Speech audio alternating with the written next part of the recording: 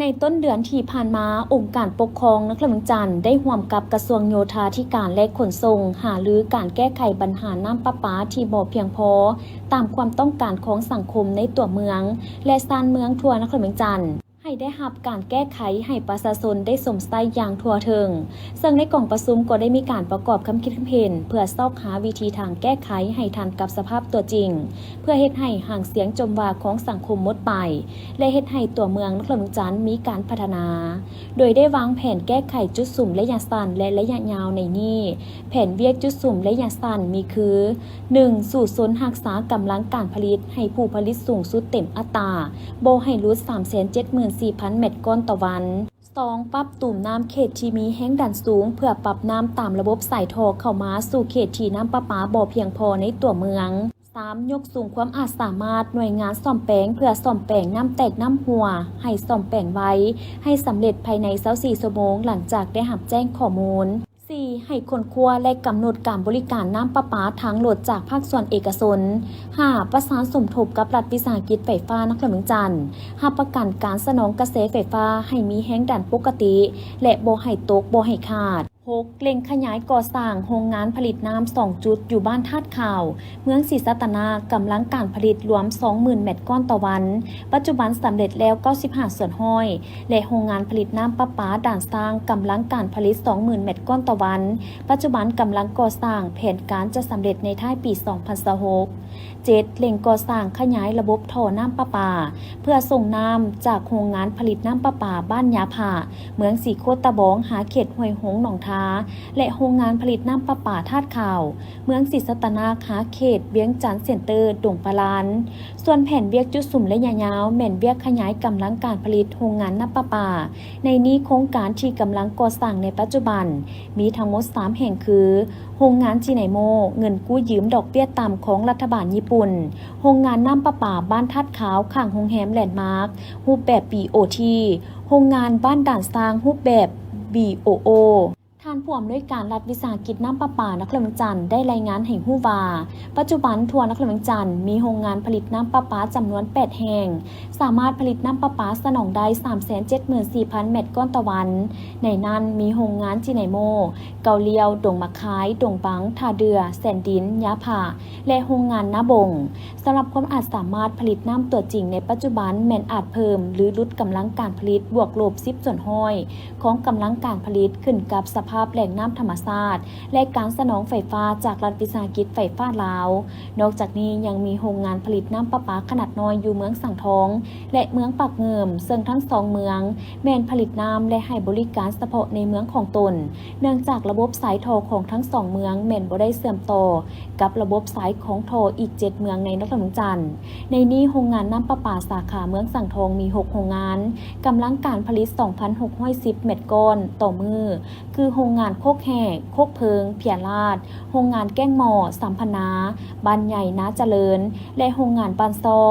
สำหรับโรงงานสาขาเมืองปากเงิมมี4โรงงานกำลังการผลิต 2,300 เมตรก้อนต่อวันคือโรงงานนาลองดอนไฮนาทามและโรงงานบ่อเล็กในปี 2025 ทั่วนครหลวงจันทร์มีการสมใส่น้ำประปา 93 ล้าน 4 แสนกว่าเมตรก้อนต่อปีถือว่าเพิ่มขึ้น5ส่วนห้อยเมื่อเทียบใส่ปี 2024 ปัจจุบันรัฐวิสาหกิจน้ำประปาในวันที่ 6 มีนาคม 2026 ที่ผ่านมานี้คณะผู้แทนการหบมือเพื่อการพัฒนาสาธารณรัฐเกาหลีและสวิตเซอร์แลนด์นำโดยท่านจุงยังซูเอกอัครราชทูตสาธารณรัฐเกาหลีประจำลาวท่านจองกราบีดูสผู้อำนวยการภาคพื้นประจำคงเขตแม่น้ำคององค์การเพื่อการพัฒนาและการหบมือแห่งประเทศสวิตเซอร์แลนด์ท่านมาร์คอันเดรโปรผู้ต่างหน้าและอำนวยการองค์การอาหารโลกประจำลาวพร้อมด้วยคณะการที่เกี่ยวข้องขั้นแกว่งขัดเมืองได้สืบต่อลงเทียบยามสาวกสิกรที่สนองอาหารให้โรงเรียนและเขียนฮู้เกี่ยวกับโครงการริเริ่มผลิตเสบียงอาหารภายในท้องถิ่นขององค์การอาหารโลกพร้อมทั้งติดตามการก้าเกียมอาหารเที่ยงและรับฟังการรายงานสภาพรวมของโรงเรียนประถมบ้านห้วยตองเมืองไซแขวงอุดมไซ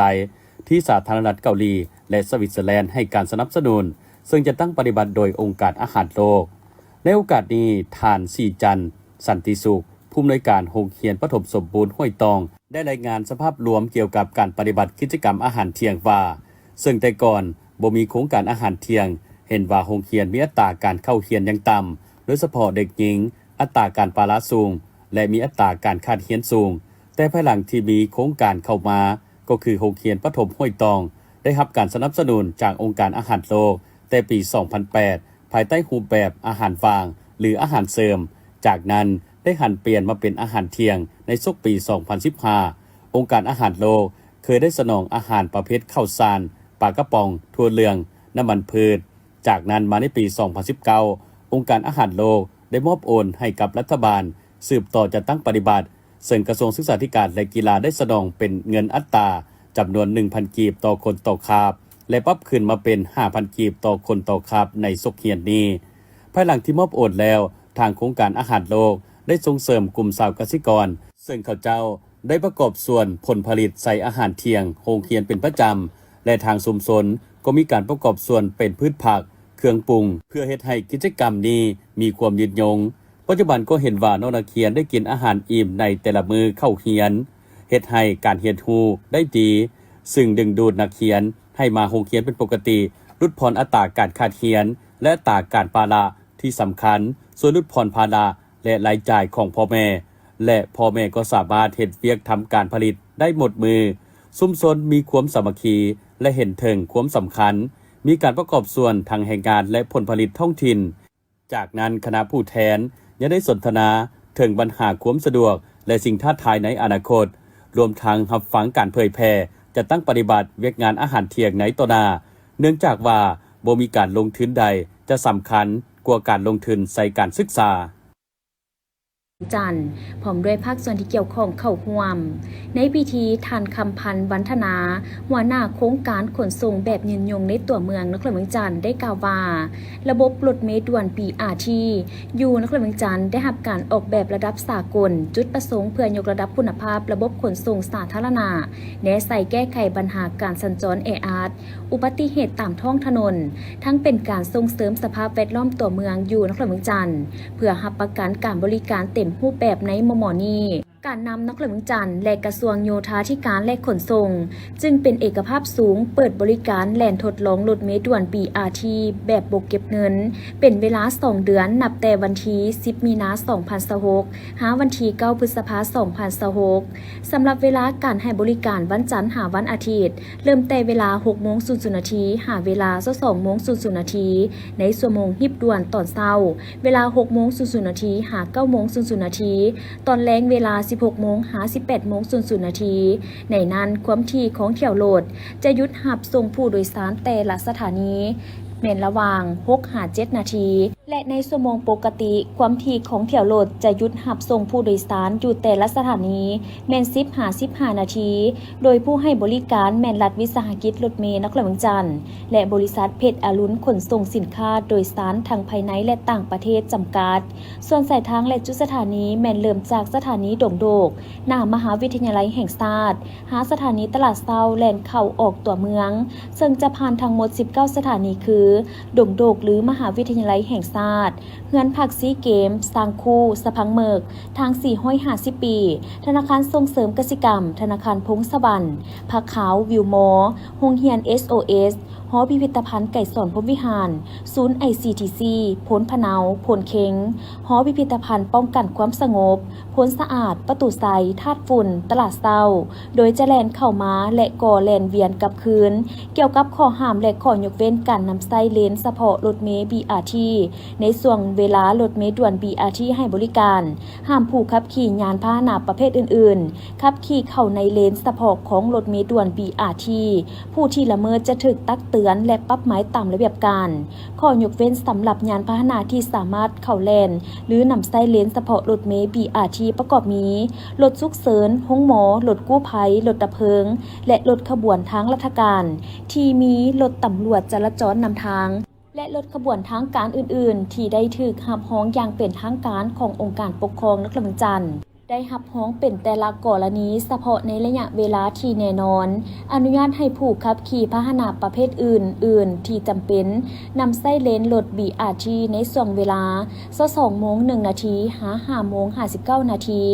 ต้องให้ประกันความปลอดภัยถ้าเกิดอุบัติเหตุในขอบเขตสงวนของสถานี BRT เฮ็ดให้ทรัพย์สินของรัฐเสียหายผู้เกี่ยวจะถูกปรับไหม 10% ของมูลค่าที่เสียหายและรับผิดชอบใช้แทนตามมูลค่าเปเพเสียหายตัวจริงระหว่างวันที่7-8 มีนาคม 2026 ที่ผ่านมานี้อยู่ที่วัดนาโพคอยประดิษฐานามบ้านนาควยไตเมืองไซเศรษฐานาครเวียงจันทน์ได้นำพาออกตนญาติโยมอำนาจการปกครองปานจัดงานบุญใหญ่ของวัดเป็นเวลา2วันคือวันที่7 วันที่ 8 มีนาคม 2026โดยได้รับความเมตตาเข้าร่วมจากคณะบริหารงานองค์การพุทธศาสนาสัมพันธ์ลาวเมืองไซเศรษฐาองค์การพุทธศาสนาสัมพันธ์ลาวเขตภายในเมืองไซเศรษฐาและนำพาโดยพระอาจารย์ตุยพุทธวังโสของเจ้าธิการวัดนาโพคอยและอำนาจการปกครองปานโดยในมื้อทำอิฐวันที่7 มีนาไม่ได้มีการเต้าโหมพ่อแม่ประชาชนห้างหากะเกียมและในตอนค่ำไม่ได้มีพิธีสมโภชพระพุทธรูปจำนวน10 องค์ตลอดทั้งคืนต่อมาในตอนเช้าของวันที่8 มีนาคม 2026ไม่ได้มีพิธีตักบาตรจัดน้ำของเหล่าบรรดาชาวพุทธศาสนิกชนตั้งแต่เวลา 8 โมงเช้าและต่อด้วยพิธีแห่กองคดทรงเพื่อเทราภิเษกคดทรงพระสงฆ์จำนวน3 องค์ที่เต็มไปด้วยบรรยากาศที่คึกคืนมนต์ซื่นและเต็มไปด้วยความเลื่อมใสศรัทธาของชาวพุทธที่เดินทางมาร่วมจากดวงดายนับตั้งแต่ประชาชนชาวบ้านนากล้วยไตประชาชนเขตใกล้และไกลรวมถึงศิลปินดาราจากประเทศเพื่อนบ้านที่เป็นลูกศิษย์ลูกหาของพระอาจารย์ตุยก็เดินทางมาร่วมที่เป็นอีกหนึ่งแห่งศรัทธามาร่วมทำบุญที่แสดงให้เห็นถึงพลังความสามัคคีจากหลายภาคส่วนมาร่วมแห่งร่วมใจกันจนเฮ็ดให้งานบุญใหญ่ในครั้งนี้มีผลสำเร็จและสร้างศรัทธาเพื่อนำเอาวัตถุปัจจัยไปสืบต่อบูรณะวัดวาอารามให้มีความเจริญรุ่งเรืองกลายเป็นศูนย์รวมจิตใจของชาวพุทธทั้งปวงซึ่งพระอาจารย์ตุยพุทธวังโสได้ให้สัมภาษณ์ว่างานบุญใหญ่ในครั้งนี้นอกจากจะเป็นการเต้าโฮมความสามัคคีของชาวพุทธศาสนิกชนแล้วยังเป็นการสืบทอดและรักษาฮิตของประเพณีที่ประชาชนลาวก็คือชาวพุทธได้ปฏิบัติกันมาในแต่ละยุคแต่ละสมัยเพื่อให้ลูกหลานคนรุ่นใหม่ได้ฮู้ได้เห็นและพร้อมเพียงกันรักษาไว้ให้คงอยู่กับชาติลาวตลอดไปขอน้อมนมัสการพ่อแม่ครูบาอาจารย์พระเถระนุเถระทุกอาทุกองค์มื้อนี้อาตมาภาพหรือครูบาตุ้ยพุทธวังโสจะได้มากล่าวจุดประสงค์ผลสำเร็จของในงานบุญงานสมโภชพระและหุดเถระพิเศษเนาะก็ขอโมทนาสาธุบุญนำพ่อแม่ครูบาอาจารย์ที่ให้ความเมตตาได้มาร่วมครั้งนี้ก็คืออบสทางเมืองไสเสถาต่างหน้าแล้วก็อบสเขตแล้วก็พ่อแม่ครูบาอาจารย์ภายในเขต6ของพวกเขาแล้วก็สถานญาติโยมทางบ้านไกลมิตรชิดไกลเคียงที่ได้เข้ามาร่วมโมทนาพิเศษกับข้อมูลทนาบุญนำพงทางเจ้าภาพเจ้าสนาโฮงทานเพราะว่าจะเป็นโฮงทานนำบรรณะ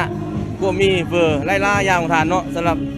แต่วันที่แรกวันที่7มาสำหรับโฮงทานกับจนฮอดวันที่8จนงานสำเร็จถือว่าลุล่วงไปด้วยดีเพราะว่าจะเป็นสถานที่อันใดที่บ่ทันช่วงบ่ทันหรืออันอยู่อันกินอันสันบ่ถึกสุดถึกปากของพ่อแม่ครูอาจารย์ท่านโยมก็อันนี้อาตมาก็ขอต่างหน้าขอโทษขออภัยอันใดที่ผู้ทวงบ่ทันเนาะแล้วก็สุดท้ายนี้อาตมาก็ขออำนวยพรใส่ให้แก่พระเถระนุเถระที่ได้เพิ่นมาร่วมงานที่นี้พ่อแม่ครูอาจารย์ตลอดห้องซึ่งสถานโยมจงมีแต่ความสุขความเจริญมีความสุขกายสุขใจขอให้อยู่ดีมีไสไปมีโชคให้ทำมาค้าขึ้นให้อยู่เย็นเป็นสุขทุกเมื่อทุกนานขอให้มีความสุขความเจริญในที่เวียกงานการสร้างงอกงามไพบูลย์ในศีลในธรรมขอให้มีวรรณะสุขะพละปฏิภาณทานสมบัติทุกท่านทุกคนด้วยเชิญสาธุเจริญพรนอกจากนี้พระอาจารย์ตุยพุทธวังโสยังได้ให้ฮู้เติมอีกว่าการจัดงานบุญในครั้งนี้นับว่าประสบผลสำเร็จเป็นอย่างยิ่งที่ได้มีชาวพุทธศาสนิกชนเข้ามาร่วมพิธีสมโภชพระและเทราภิเษกคดทรงเป็นจำนวนหลากหลายทั้งได้เป็นการโฆษณาวัดนาโพคอยไปในตัวเนื่องจากว่าวัดแห่งนี้ก็เป็นวัดหนึ่งที่มีความอุดมสมบูรณ์ทางธรรมชาติและมีสิ่งศักดิ์สิทธิ์ไว้กราบไหว้สักการะบูชาหลายอย่างเช่นพระธาตุโพคอยห้อยตีนพระบาทพระเจ้าใหญ่และหอพระไตรปิฎก ที่ยังคงรักษาไว้ให้ชาวพุทธได้มากราบไหว้และศึกษาเรียนรู้ไม่โซกคำบ้านโซกคำเมืองใจเสถานครหลวงจันทน์แม่นเป็นวัดแห่งหนึ่งที่นำพาประชาชนชาวบ้านและชาวพุทธจัดงานบุญพระเวทขึ้นทุกปีที่นำพาโดยพระอาจารย์ดาวเสด็จเลิศมณีเจ้าอธิการวัดร่วมกับอำนาจการปกครองบ้านซึ่งปีนี้ก็เช่นเดียวกันได้จัดขึ้นในระหว่างวันที่6-7 มีนาคม 2026ที่ได้นำพาชาวพุทธเฮ็ดพิธีกรรมต่างๆตามประเพณีที่สืบทอดกันมาเส้นพิธีแห่อัญเชิญอุปคุตเพื่อให้มาปกปักรักษางานบุญให้สำเร็จและทางนำพาประชาชนแต่งกายนุ่งถือแบบเอกลักษณ์ของบรรพเผ่าร่วมแห่พระเวทเข้าเมืองที่เต็มไปด้วยบรรยากาศคึกคืนพร้อมพิธีสูตรปริตามงคลฟังเทศน์มาลัยหมื่นมาลัยแสนต่อมาในวันที่7 มีนาก็ได้มีพิธีแห่เข้าพันก้อนแต่เศร้ามืดและพิธีตักบาตรถวายทานพร้อมทางหับฟังเทศสังกาสและฟังเทศพระเวทตลอดทั้งวันที่เห็นได้ถึงความสามัคคีของประชาชนที่มาร่วมงานได้พร้อมเพรียงกันเต้าโฮมและร่วมทุกกิจกรรมอย่างคือคืนมนต์ซืนเอาก่อนอื่นก็ขอนับถือบรรดาทานบรรดาสหายที่เข้ามาร่วมบุญนี้เนาะแต่บุญปีนี้เป็นบุญพระเวทของบ้านโศกคำบ้านโศกคำนี่มี2 วัดแต่วัดที่1เป็นวัดในบ้านวัดที่เป็นวัดพงแต่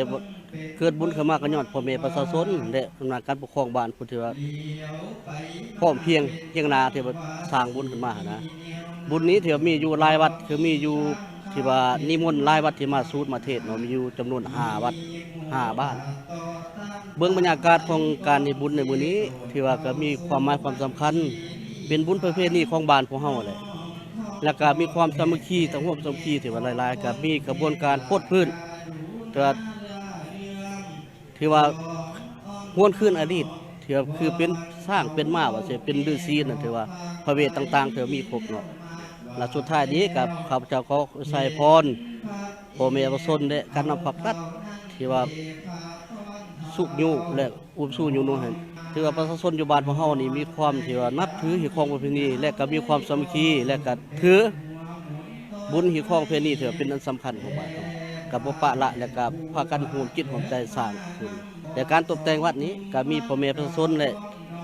ภาคส่วนที่ว่าเกี่ยวข้องและแต่ละบ้านแต่ละก็ที่มีการหัวไม้หัวมือเนาะเพื่อมาตกแต่งบ้านให้มันบัดว่าอารามให้มันเป็นหิของประเพณีอันดังเดิมโอกาสนี้พระอาจารย์ดาวเสด็จเลิศมณีเจ้าอธิการวัดใหม่โซกคำก็ได้ให้สัมภาษณ์ว่าบุญพระเวทหรือบุญมหาศาสตร์แม้นถือเป็นฝั่งบุญใหญ่ของชาติลาวเฮาที่เคยปฏิบัติกันมาแต่ดนนานจนกลายมาเป็นฮิตของประเพณีและวัฒนธรรมอันดีงามของชาติซึ่งจัดขึ้นในเดือนที่3หรือ4ตามฮิตของประเพณี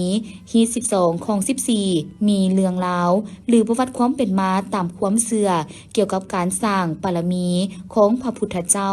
ในชาติสุดท้ายของเพิ่นก่อนจะเป็นพระโพธิสัตว์ซึ่งถือเป็นวรรณคดีสั้นยอดของลาวเฮา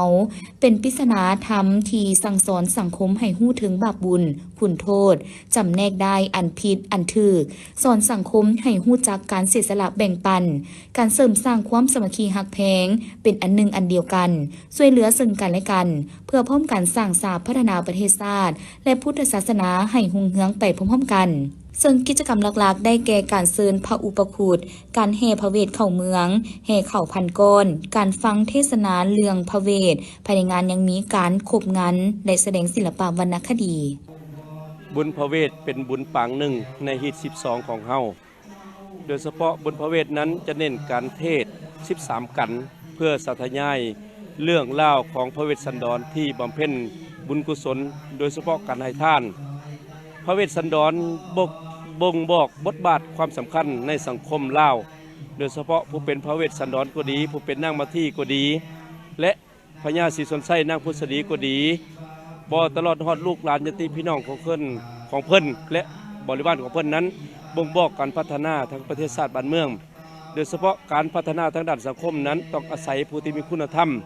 มีจริยธรรมที่งดงามคือดังพระเวสสันดรบ่ถือเอาของร่วมถือเอาผลประโยชน์ส่วนร่วมเป็นใหญ่หรือว่าถือเอาเวกลักเวกหลวงในสำคัญในการพัฒนาบ้านเมืองคือดังกับพระเวทเห็นคนทุกข์ยากลำบากเห็นไฟฟ้าราษฎรที่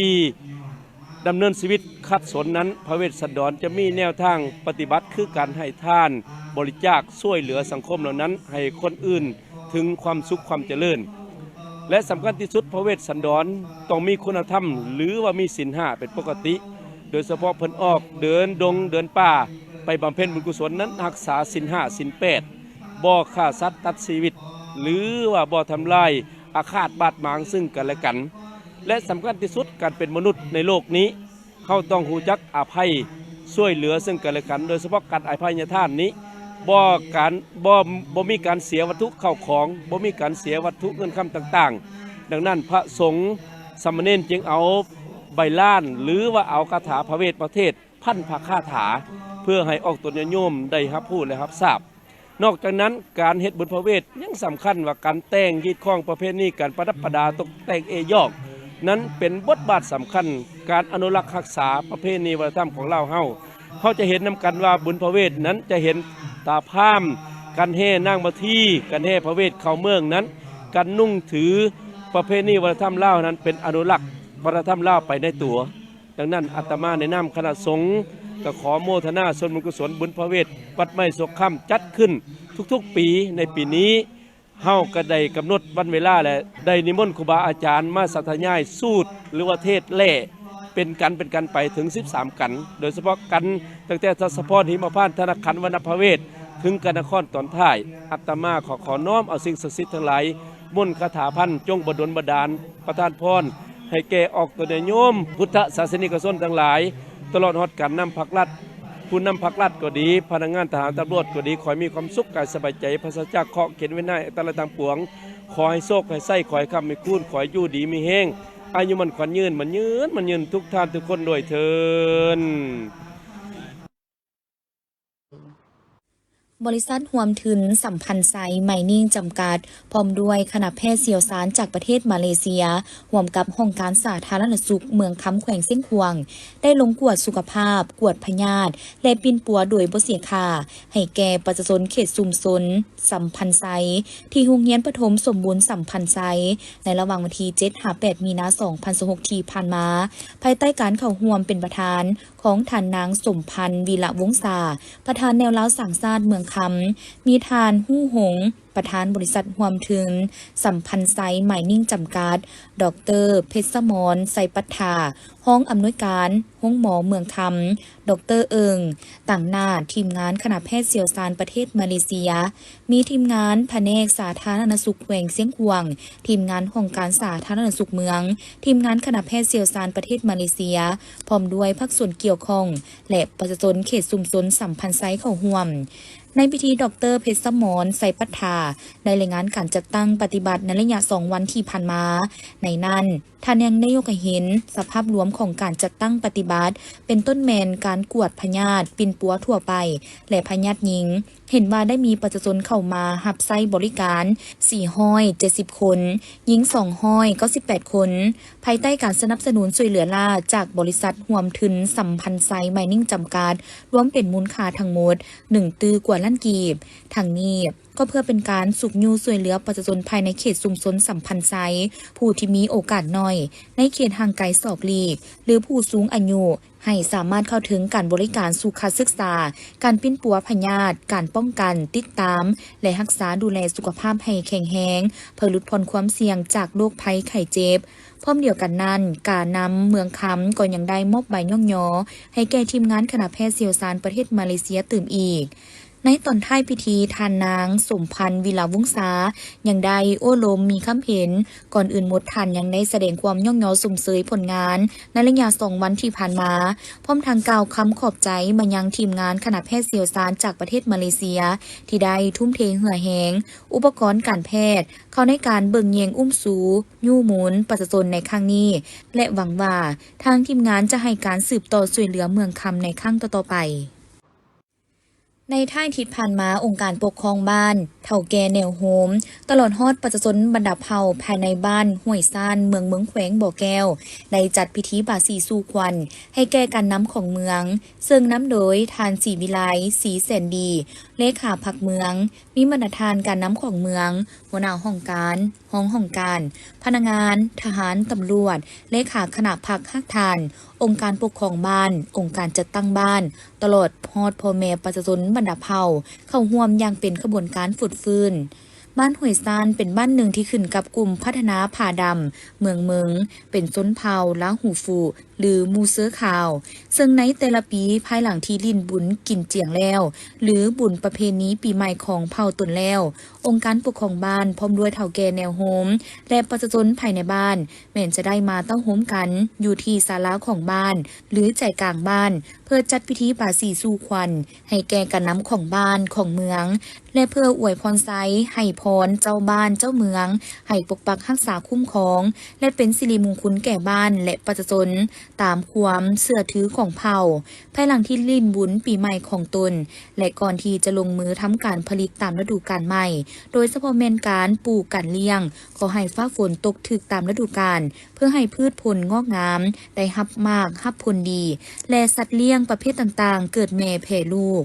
การจัดพิธีบาสีสู่ขวัญก็เพื่อปฏิบัติตามฮีตของประเพณีอันดีงามของเผ่าที่เคยปฏิบัติกันสืบมาแต่ดนนานและเป็นการปกปักรักษาฮีตของประเพณีกิจกรรมต่างๆอันดีงามของเผ่าเพื่อให้รุ่นลูกรุ่นหลานได้สืบทอดจัดตั้งปฏิบัติเป็นการผูกแน่นความสามัคคี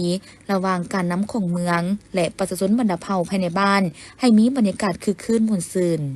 ในท่าทิศผ่านมาแขวงบ่อแก้วได้หวนคืนประวัติความเป็นมาของวันแม่หญิงสากลครบรอบ116 ปีภายใต้คำขวัญสิทธิความยุติธรรมการลงมือปฏิบัติเพื่อแม่หญิงและเด็กหญิงทุกคนขึ้นที่หอวัฒนธรรมแขวงโดยการเข้าร่วมมีทานคำแสงสุริยวงศ์รองประธานคณะกรรมการปกครองแขวงบ่อแก้วมีบรรดาการนำของแขวงเมืองพนักงานรัฐกรและสมาชิกสหพันธ์แม่หญิงอ้อมข้างแขวงเข้าร่วมท่านนางดาวไซเศรษฐาหัวหน้าคณะจัดตั้งแขวงได้เล่าคืนหมุนเสื้อประวัติความเป็นมาของวันแม่หญิงสากลวันที่ 8 มีนาแม้นเหตุการณ์การเมืองที่สำคัญเป็นขีดหมายแห่งศาสนาของขบวนการแม่หญิงสากลการต่อสู้ท้วงเอาสิทธิผลประโยชน์อันชอบธรรมให้แก่แม่หญิงสาวผู้ออกแห่งงานในทั่วโลกเป็นวันระลึกคุณงามความดีของแม่หญิงที่ได้ต่อสู้เพื่อปลดปล่อยตนเองและท้วงเอาสิทธิเสมอภาพประชาธิปไตยคือกันกับเพศชายซึ่งได้ท้วงให้นายทุนแก้ไขชีวิตกันเป็นอยู่ของแม่หญิงภายใต้คำขวัญผู้หนึ่งเฮ็ดเวียกมือละ8 ชั่วโมงแม่หญิงและผู้ชายเฮ็ดเวียกคือกันต้องได้รับเงินเดือนเท่ากันต้องมีระบอบป้องกันสุขภาพของแม่หญิงเด็กน้อยต้านสงครามหุกหาญปกปักรักษาสันติภาพของโลกท่านนางดาวไซเศรษฐายังได้ให้รู้ถึงผลงานการเคลื่อนไหวของสหพันธ์แม่หญิงแขวงบ่อแก้วเกี่ยวกับการผันขยายแผนพัฒนาแม่หญิงลาวมาเป็นแผนพัฒนาแม่หญิงแขวงเพื่อความก้าวหน้าของแม่หญิงและเด็กน้อยตลอดระยะผ่านมาสหพันธ์แม่หญิงแขวงบ่อแก้วได้เอาใจใส่ปฏิบัติทุกหน้าที่วิงานที่ได้รับการมอบหมายให้เป็นต้นแมนได้จัดตั้งโฆษณาเผยแพร่กฎหมายว่าด้วยการพัฒนาและปกป้องแม่หญิงกฎหมายว่าด้วยการต้านสกัดกั้นการใช้ความหุนแหงต่อแม่หญิงเด็กน้อยกฎหมายว่าด้วยการต้านการฆ่ามนุษย์การให้คำปรึกษาแก่ผู้มาขอให้คำปรึกษาเป็นต้นแมนเรื่องสู้สาวการใช้ความหุนแหงในครอบครัวช่วยเหลือผู้ที่ถูกขอให้จากการใช้ความหุนแหงในครอบครัวช่วยเหลือผู้ถูกขอให้จากการฆ่ามนุษย์การจัดตั้งปฏิบัติเนื้อไหนขอแข่งขัน3D และวิกงานอื่นก็ได้รับผลสำเร็จพร้อมทางรับชมการแสดงศิลปวรรณคดีจากศูนย์วัฒนธรรมเด็กแขวงและศิลปะของทหารแขวงอย่างเบิกบานม่วนซื่น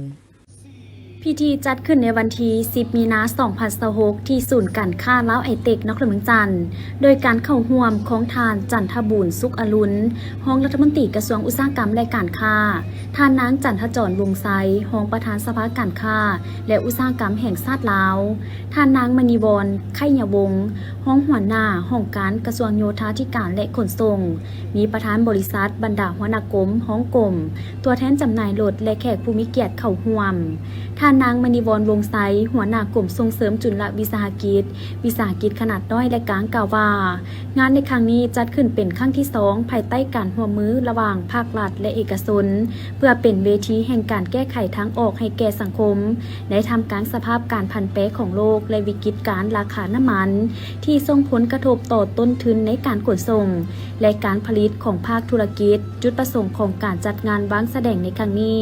แม่นเพื่อเต้าโฮมเอาบรรดาค่ายรถสั้นน้ำหลายกว่า10ค่ายมาวางแสดงนำเสนอเทคโนโลยีที่ทันสมัยประหยัดพลังงานและเป็นมิตรกับสิ่งแวดล้อมเพื่อเป็นข้อมูลให้ผู้สนใจและผู้ที่กำลังจะตัดสินใจซื้อรถนอกจากนั้นก็มีกิจกรรมปิ่นอ้อมเซนการทดลองขับขี่การสร้างจิตสำนึกความปลอดภัยทางบกและเวทีแสดงความสามารถของวัยหนุ่มเคียงคู่กันนั้นยังเน้นใส่การส่งเสริมธุรกิจภายในโดยมีห้องวางแสดงสินค้าท่าแห้งสินค้า1เมือง1ผลิตภัณฑ์พร้อมกับเทศกาลสตรีทฟู้ดเพื่อสุกยุให้คนลาวหันมาสวมใส่ผลิตภัณฑ์ลาวให้นับมือหลายขึ้นซึ่งมวลชนทางภายในและต่างประเทศสามารถเข้าร่วมชมและเลือกซื้อผลิตภัณฑ์ภายในงานได้นับแต่วันนี้ไปจนถึงวันที่15 มีนาคม 2026 ที่ศูนย์การค้าลาวไอเตกจ้าท่านผู้ชมต่อจากพิธีเปิดงานดังกล่าวแล้วและข่าวต่อไปนี้จะพาท่านผู้ชมมาเบิงพิธีมอบรับหน้าที่ระหว่างเลขาคณะบริหารงานภาครัฐมนตรีกระทรวงยุติธรรมผู้เก่าและผู้ใหม่พิธีดังกล่าวได้จัดขึ้นในวันที่10 มีนาคม 2026 ที่กระทรวงยุติธรรมเป็นการเข้าร่วมของพลเอกวิไล หลาคำฟ้องกรรมการกรมการเมืองศูนย์กลางภาคผู้ประจำการคณะเลขาธิการศูนย์กลางภาครองนายกรัฐมนตรีมีบรรดาสหายคณะประจำภาคกรรมการคณะบริหารงานภาคกระทรวงพนักงานเกี่ยวข้องเข้าร่วมสหายไพวีศรีบัวลิภากรรมการศูนย์กลางภาคเลขาคณะบริหารงานภาครัฐมนตรีกระทรวงยุติธรรมได้ขึ้นผ่านบทสรุปการชี้นำพาเวียกงานหอบด้านในระยะผ่านมาว่าด้านการเมืองแนวคิดได้ถือสำคัญเวียกงานศึกษาอบรมนำพาการเมืองแนวคิดให้สมาชิกภาคพนักงานรัฐกรด้วยการจัดตั้งเสริมซึมบรรดามติคำสั่งและเอกสารสำคัญต่างๆของภาครัฐผ่านพาความยุ่งยากด้านต่างๆให้มีความสงบพร้อมกันเฮ็ดสำเร็จหน้าที่การเมืองของตนและสร้างความเชื่อมั่นของสังคมต่อเวียกงานยุติธรรมนับมือนับหลายขึ้นด้านเวียกงานวิสาสพได้เอาใจใส่ซี่นำพาการสร้างและปรับปรุงกฎหมายที่อยู่ในความรับผิดชอบของกระทรวงยุติธรรมรวมมี5กฎหมายได้ถือขับฮ้องและประกาศใส่แล้วทั้ง5ฉบับเอาใจใส่ปฏิบัติหน้าที่เป็นใจกลางประสานสมทบกับบรรดากระทรวงองค์การที่รับผิดชอบในการสร้างและปรับปรุงกฎหมายพร้อมทั้งคนครัวเหี้ยมเหียงกวดกาความสอดคล้องทางด้านกฎหมายของห่างกฎหมาย87ฉบับกฎหมายสร้างใหม่24ฉบับและปรับปรุง63ฉบับนอกนี้ยังได้เข้าร่วมปรับปรุงรัฐธรรมนูญฉบับปี2025พร้อมนั้นก็ได้กวดกาความสอดคล้องทางด้านกฎหมายของห่างรัฐบัญญัติได้8ฉบับทางดำรัสได้104ฉบับในนี้มีดำรัสที่อยู่ในความรับผิดชอบของกระทรวงยุติธรรม7ฉบับคนครัวและประกอบคำเห็นต่อสัญญาการลงทุนสัญญาสัมปทานและสัญญากู้ยืมที่รัฐบาลเป็นคู่สัญญาให้มีความสอดคล้องกับนโยบายและกฎหมายได้56ฉบับเอาใจใส่ซี่นำแผนกยุติธรรมขันแขวงองค์การยุติธรรมเมืองเฮ็ดหน้าที่เป็นเสนาธิการให้องค์การปกครองท้องถิ่นในการกวดกาห่างนิติกรรมต่างๆก่อนจะเสนอองค์การซึ่งเป็นการประกอบส่วนสำคัญเข้าในการคุ้มครองรัฐด้วยกฎหมายเทื่อละก้าวโอกาสเดียวกันสหายเวียนทองสิ่งคำพันธ์หัวหน้ากรมจัดตั้งขณะจัดตั้งศูนย์กลางภาคก็ได้ขึ้นผ่านคำสั่งและมติตกลงของกรมการเมืองศูนย์กลางภาคว่าด้วยการยกย้ายสหายไพวีศรีบัวลิภา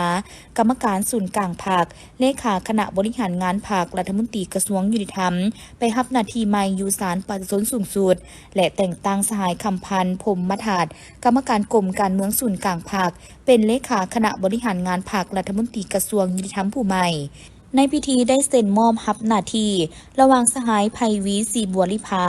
กรรมการศูนย์กลางภาคเลขาคณะบริหารงานภาครัฐมนตรีกระทรวงยุติธรรมผู้เก่าและสหายคำพันธ์พรหมธาตุกรรมการกรมการเมืองศูนย์กลางภาคเป็นเลขาคณะบริหารงานภาครัฐมนตรีกระทรวงยุติธรรมผู้ใหม่ ตอนท้ายพิธีพลเอกวิไลหลาคำฟ้องได้มอบใบยกย้ายและใบแต่งตั้งพร้อมทางโอ้ลมเน้นหนักให้คณะพักคณะนำก็คือพนักงานลักแรงกระทรวงยุติธรรมเอาใจใส่รักษาความสามัคคีภายในปฏิบัติถูกต้องครบถ้วนตามหลักการนำพาของพรรคมีความเป็นเอกภาพในการค้นคว้าตัดสินปัญหาแบบแผนวิธีเฮ็ดเวียกต้องติดแท้ตัวจริงโปร่งใสมีการแบ่งงานการมอบหมายความรับผิดชอบอย่างจะแจ้งเป็นแบบอย่างในการนำพามีทัศนะและแบบแผนดำรงชีวิตที่ปลอดภัยปฏิบัติหน้าที่ด้วยความบริสุทธิ์สัตย์ซื่อมีจรรยาบรรณมีความสะดุ้งไว้ต่อสภาพการในการเคลื่อนไหวใหม่ย้ำใดก็ต้องมีสติเกี่ยมพร้อมปฏิบัติหน้าที่ที่ได้รับการมอบหมายต้องเข้มงวดต่อตนเองต่อหน้าที่การเมืองที่ได้รับการมอบหมายอย่างเข้มงวดจากท่านผู้ชมจากเวกงานในการแรกต่อไปจะพาท่านผู้ชมไปที่ตามเวกงานผลงานของทางสหพันธ์แม่หญิงนักขวัญวิ่งจันทร์ตลอดระยะในปี 2025 ที่ผ่านมาทางสหพันธ์แม่หญิงนักขวัญวิ่งจันทร์ได้มีผลงานหลายด้านที่พ้นเด่นโดยเฉพาะก็เป็นการประกอบส่วนให้แก่ 3 วันประวัติศาสตร์ของพรรคของศาสตร์ท่านนางเหรียญคำวิรพันธ์ประธานสหพันธ์แม่หญิงนักขวัญวิ่งจันทร์ได้ให้สัมภาษณ์เกี่ยวกับผลงานการเคลื่อนไหวที่พ้นเด่นในปี 2025 ผ่านมาที่สามารถจัดตั้งปฏิบัติได้ซึ่งได้เน้นหนักถึงบทบาทสำคัญของแม่หญิงในการปกป้องสิทธิผลประโยชน์อันชอบธรรมของแม่หญิงและเด็กการพัฒนาแม่หญิงการส่งเสริมความก้าวหน้าของแม่หญิงการสร้างอาชีพเพื่อแก้ไขความทุกข์ยากและการมีส่วนร่วมในวันสำคัญต่างๆของพรรคของชาตินอกจากนี้ยังได้ยกให้เห็นบทบาทอันเป็นเสนาธิการที่เข้มแข็งให้แก่องค์คณะพรรคและองค์การปกครองนครหลวงจันทร์โดยเฉพาะแมนการศึกษาอบรมการเมืองแนวคิดให้แก่ทันแถวน้องแม่หญิงให้กำได้แนวทางนโยบายของพรรครัฐกฎหมายและระเบียบการต่างๆในระยะผ่านมาเนาะพวกเขาก็ได้มีเวียกงานหลายอันที่พ้นเด่นที่ติดพันเนาะก็เป็นพวกเขากับประกอบส่วนอยู่ในเวียกงานตัว2วาระแห่งชาติโดยเฉพาะมันก็เว้าถึงการแก้ไขความทุกข์ยากเนาะการสร้างให้น้องแม่หญิงของพวกเขามีเวียกเหตุงานทำหรือว่าสร้างอาชีพให้น้องแม่หญิงที่สามารถปลูกเลี้ยงกินเองโดยที่พวกเขากับบ่ได้เสียเงินไปออกตลาดหันเราก็ว่าเป็นการสร้างเศรษฐกิจหรือว่าการสร้างอาชีพที่มีติดตัวให้กับเจ้าเนาะอันนี้ก็เป็นการประกอบส่วนทางเรื่องการตัวที่เว้าถึงการเว้าเรื่องเศรษฐกิจที่ในระยะนี้ก็เป็นระยะที่ยุ่งยากอะไรของพวกเขาก็เป็นเฮ็ดเวียกแนวคิดกับน้องเพื่อเฮ็ดแนวใดพวกเขาจะได้ฮู้จักอันประหยัดมัธยัสถ์เนาะตัวนี้สร้างอันว่าสร้างปลูกเลี้ยงด้วยตนเองเนาะเพื่อเฮ็ดแนวใดให้พวกเขามีอยู่มีกินแล้วก็กุ้มกินและนอกจากนั้นการประกอบส่วนในเวียกงานตัวที่พวกต้านและสกัดกั้นเกี่ยวกับยาเสพติดหันเนาะพวกเขาก็มีการลงโฆษณาเผยแพร่ต่อกับผลให้ของยาเสพติดเนาะโดยเฉพาะเป็นพวกเขาก็ลงบรรดาโรงเรียนเนาะให้